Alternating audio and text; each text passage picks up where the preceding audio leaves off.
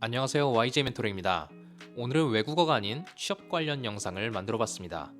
지금 취준생분들 한창 대기업 공채 시즌이라서 심란하고 정신없으시죠? 제가 비록 인사팀 출신도 아니고 채용 전문가도 아니지만 미약하게나마 제 취업 경험과 인사이트가 여러분들께 도움이 되었으면 해서 영상을 만들게 되었습니다. 먼저 영상 타이틀이 평범한 학벌로 대기업에 취업한 방법이라고 했는데, 그럼 지금 멘토를 자처한 저는 어느 대학을 나와서 어디에 취업했을까요? 저는 숭실대학교에서 경제학을 전공했고 28살에 삼성물산 상사부문 해외 영업직에 취업해서 5년간 근무했습니다. 지금은 퇴사 후에 통번역대학원을 졸업해서 프리랜서 통번역사 겸 스페인어 강사로 활동하고 있습니다. 어떤 분들은 그 정도면 평범한 정도는 아니지 않나 라고 하실 수도 있는데요. 당시 직원의 절반 이상이 스카이와 서성한 출신이었고 나머지 대부분은 해외대학이나 카이스트, 포항공대, 부산대, 한국외대 어학 전공자들이었기 때문에 결국 평범한 수준이었다고 할 수 있어요. 그리고 입사하고 퇴사할 때까지 동문선 후배를 단 한 명도 만나보지 못했기 때문에 회사 입장에서는 예외적인 경우였고, 반대로 말하면 평범한 학력으로 취업한 경우라고 할 수 있어요. 취업한 지는 10년이나 지났고 퇴사한 지도 5년이 지나서 그동안 취업 환경도 꽤나 변했을 거라고 생각은 해요. 그래도 제가 전달하고 싶은 메시지는 본질적인 내용인 만큼 열린 마음으로 한번 들어주셨으면 좋겠습니다. 평범한 학벌을 극복하고 취업하는 데 중요하다고 생각되는 포인트들을 제 개인적인 경험과 주변 사례들에 기반해서 말씀드릴게요. 먼저 취업 성공률을 높이기 위해서는 무엇보다도 정말 냉철하게 자신을 객관화해서 바라봐야 해요. 메타인지라고도 하죠. 예를 들면 내 전공을 필요로 하는 분야와 자신의 장단점, 경쟁자들에 비해 부족한 점, 그리고 남은 기간 준비해서 취업할 수 있는 현실적인 수준 등등에 대해서 냉철하고 객관적으로 분석해야 합니다. 자기 자신에 대해서도 잘 모르는 사람이 치열한 경쟁 속에서 매력을 어필하는 건 사실상 불가능하지 않을까요? 취업은 누군가에게 선택되는 것이기 때문에 정말 타인의 관점에서 자신이 어떻게 비춰지는지 최대한 객관적으로 바라봐야 합니다. 그런데 여기서 강조하고 싶은 포인트가 하나 있어요. 정말로 냉철하게 자기 객관화가 된 상태이고 경쟁력을 갖추고도 경험하는 실패에 대해서는 쉽게 꿈을 굽혀서는 안 됩니다. 그 회사와 결이 잘 안 맞아서일 수도 있고 정말 종이 한 장 차이로 경쟁자에게 밀린 것일 수도 있어요.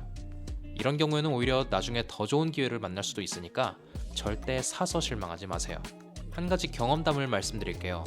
저는 2012년 하반기와 2013년 상반기 공채에 각각 60여 개 기업에 지원했었는데요.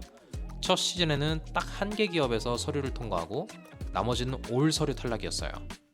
상반기에는 한 개 기업에서 면접의 기회가 있었는데 결국엔 탈락했고, 나머지 한 개 기업을 제외하고는 마찬가지로 모두 서류에서 탈락했어요. 그런데 방금 말한 나머지 한 개 기업이라는 곳에서 최종 합격 통지를 받았고, 놀랍게도 그 기업은 그 당시에 제가 가장 가고 싶었던 기업이었어요. 그리고 기억나는 또 한 가지 에피소드가 있습니다. 저는 당시에 수도 없이 서류에서부터 탈락하면서 사회가 날 필요로 하지 않는 것 같다는 생각까지 들었었어요.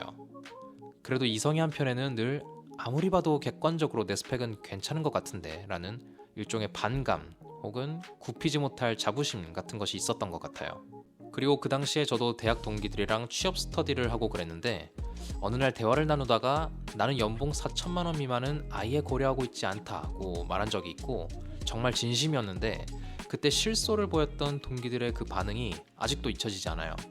아마도 모두가 패배감에 절어 있었던 때라 그랬던 것 같아요. 그래도 저는 제가 경쟁력이 있다는 확신을 굽히지 않고 밀고 나가서 곧 원하는 기업에 취업할 수 있었습니다.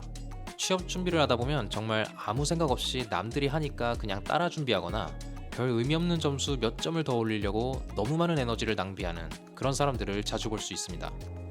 제가 시간이 좀 더 지나서 보니까 자신을 어필하거나 선택받아야 하는 그런 상황에서는 결정적인 결점은 상대방이 눈치채지 못할 정도로만 보완을 하고 자신이 가진 강점을 빛나도록 하는 게 가장 스마트한 방식이라는 것을 알게 됐어요.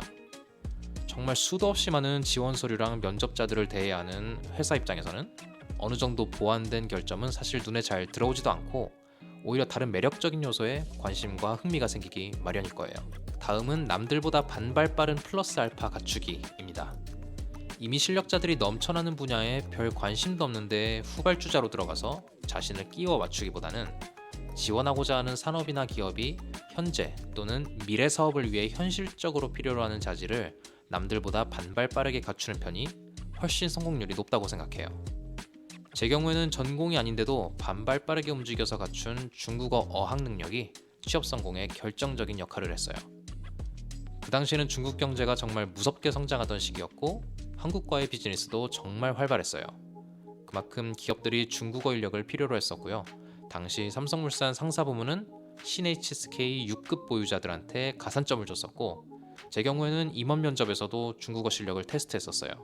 아무런 전략도 없이 그냥 남들처럼 준비하고 여기저기 나 좀 써주세요, 열심히 할게요 라고 어필하는 것보다는 몸담고 싶은 분야에 대해 미리부터 관심을 갖고 그들이 필요로 하는 자질을 남들보다 발빠르게 준비해서 그 부분을 매력으로 어필하는 편이 훨씬 스마트한 방식입니다.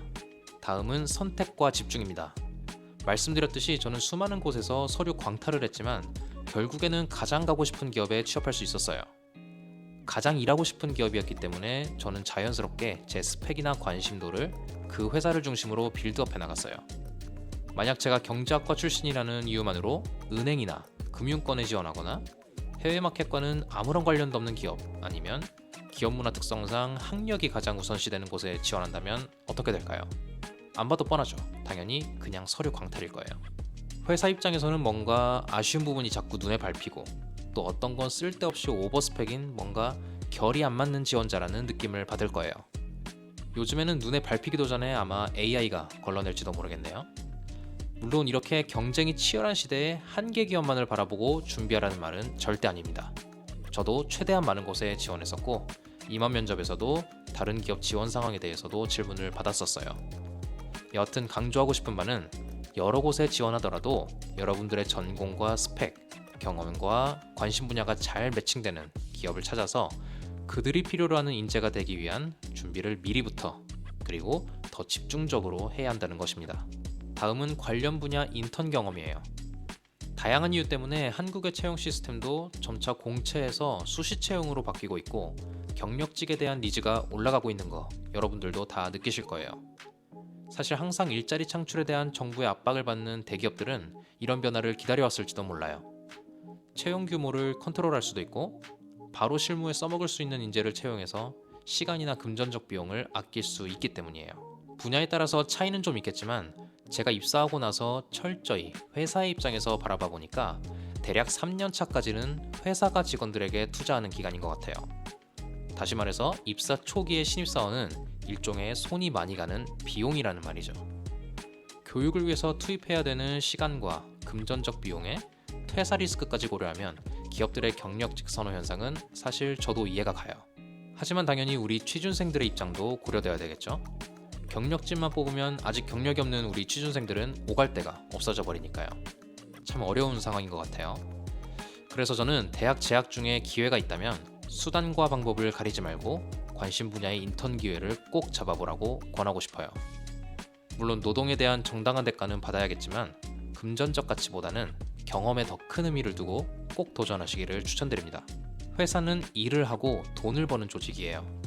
공부만 잘하거나 잡다한 경험을 가진 지원자들보다는 해당 산업에 대한 경험과 지식, 흥미를 가진 지원자들한테 더 매력을 느낄 수밖에 없어요. 인턴 경험의 중요성도 제 개인적인 경험에 기반해서 강조하고 싶어요. 솔직히 저도 당시에는 하반기 공채에서 기회를 얻지 못했기 때문에 단지 상반기까지의 그 공백을 메꾸려는 차원에서 인턴을 지원한 게 사실이에요. 그래도 돌이켜보면 관련 분야의 제 인턴 경험이 막무가내식 지원자들보다 한 발 앞설 수 있게 해줬고 실무진 면접에서도 좋은 인상을 남기는 데 큰 공을 세웠어요. 다음은 겸손함을 장착하고 자신감은 우러나오게 하자입니다. 이건 제가 주변 동생들한테 자주 강조했던 내용이고 저도 취준 당시에 지인으로부터 배운 교훈이에요. 지금까지도 전적으로 신뢰하는 내용입니다. 면접 때 보면 자신감 있는 모습과 목소리에 너무 지나치게 신경 써서 부자연스러운 모습을 보여주는 사람들이 굉장히 많아요. 당연한 얘기겠지만 부자연스러워 보이는 이유는 실제로는 오히려 긴장한 상태이지 전혀 자신 있는 상태가 아니고 평소 자신의 목소리도 아니기 때문이에요. 저는 오히려 면접 현장에서는 자신감과 자기 자랑에 초점을 맞추기보다는 겸손한 모습과 태도에 집중하는 편을 권장해요. 다만 한 가지 대전제가 있어요. 자신감과 여유로움은 마치 오로라처럼 자연히 우러나오는 상태가 되어야 된다는 점이에요. 여기서 말하는 자연스러운 자신감은 실제로 자신의 능력을 믿는 마음에서 나오고, 여유로움은 자신을 믿고 솔직해도 된다는 그 믿음과 풍부한 경험에서 자연스럽게 우러나오는 것 같아요. 그러니까 먼저 실제로 준비된 인재가 되고, 그 후에는 솔직한 나의 모습을 겸손이라는 색깔로 보여주면 훨씬 매력적인 지원자가 될 수 있을 거예요. 귀찮고 꺼려지는 과정이지만 많은 시간을 투자하지는 않더라도 면접 스터디를 통한 시뮬레이션과 모니터링은 반드시 거쳐야만 하는 작업입니다. 연습은 실전처럼, 실전은 연습처럼 이라는 진리로 받아들여지는 말도 있잖아요. 사실 이건 단순히 멋있게 보이려고 만든 말이 아니고 뇌과학적으로도 인간의 특성을 아주 잘 반영한 말인 것 같아요. 사람이라면 어떤 무대든 면접이든 현장에서는 긴장을 안 할래야 안 할 수가 없다고 합니다. 베테랑 가수나 MC들도 생방송은 늘 긴장되고 대선배 앞에서 노래할 때는 오디션 보듯 떨린다고 하잖아요. 그리고 이럴 때 실력 발휘할 수 있도록 돕는 게 바로 늘 습관처럼 반복 연습한 행위입니다. 현장에서는 그 행위 자체에만 집중하면 대부분 별 문제 없이 잘 끝나고, 경우에 따라서는 그 공간 속의 적절한 긴장감이 초인적인 힘을 발휘하게 한다고도 해요. 지금 여러분의 모습은 과거 하루하루의 여러분들이 모여서 만들어진 것이고, 미래의 여러분은 앞으로의 하루하루가 모여서 만들어진다는 것을 기억하면 좋을 것 같습니다. 면접에서 여유로운 모습을 보여주고 싶으시면 피하지 말고 면접 그 자체를 여러 번 연습하시는 게 최고예요. 그리고 실제로 자신의 모습이 다른 사람의 눈에는 어떻게 비춰지는지 객관적인 평가도 받고 녹화해서 자신의 눈으로도 확인해 보시기를 추천드립니다. 마지막은 회사와 면접관의 입장에서 자신을 바라보기입니다. 많은 취준생분들이 남들과 비슷비슷한 스펙을 만드는데 혈안이 되어 있고, 저 이만큼 준비했어요 라고 어필하는 데 집중하느라 중요한 포인트들을 놓치는 경우가 많은 것 같습니다. 물론 사회가 요구하는 스펙도 만만치 않고 다들 열심히 하니까 눈앞에 있는 거에만 집중하는 것만으로도 빡세다는 거 저도 잘 알고 있어요. 그런데 아무리 그래도 먼저 채용이라는 것의 본질을 잊으면 안 돼요. 아시는 것처럼 채용은 회사가 원하는 인재를 뽑는 과정이에요. 지원자들이 하고 싶은 말을 들어주는 시간이나 자리가 아니라는 말이죠. 이걸 묘사하자면 가성비 좋은 국내 SUV를 원하는 사람한테 자꾸 중고 트럭이나 중국산 전기 버스를 판매하려고 하면 안 된다는 말입니다. 이런 경우에는 겸손이고 자신감이고 판매 실적이고 뭐고 아무런 쓰잘데가 없겠죠. 자신이 절박하고 열심히 하겠다고 어필하는 데만 급급하지 말고 여유롭게 심호흡 한번 하고 조금 더 상대방의 관점에 자신을 맞춰가는 방향으로 전체적인 방향을 재조정하면 아마 훨씬 좋은 결과를 보실 수 있을 거예요. 자, 그럼 오늘 특별히 준비한 취업 관련 영상은 여기까지고요. 공채 준비하느라 바쁘신 취준생분들 끝까지 힘내시고 좋은 결과 얻으시길 바랍니다. 오픽을 준비하시는 분들은 제 영어와 스페인어, 일본어 오픽 AL 후기 영상에도 꿀팁이 많이 들어있으니까 많은 시청 부탁드립니다. 또 아래 링크에 있는 제 블로그에 오시면 외국어 공부와 관련된 유익한 포스팅도 많으니까 참고하시면 많은 도움이 될 거예요. 자, 이번 영상이 도움이 되셨다면 앞으로 더 좋은 영상 놓치지 않도록 구독과 좋아요도 부탁드리겠습니다. 그럼 더 좋은 영상으로 또 찾아뵙겠습니다. 바이.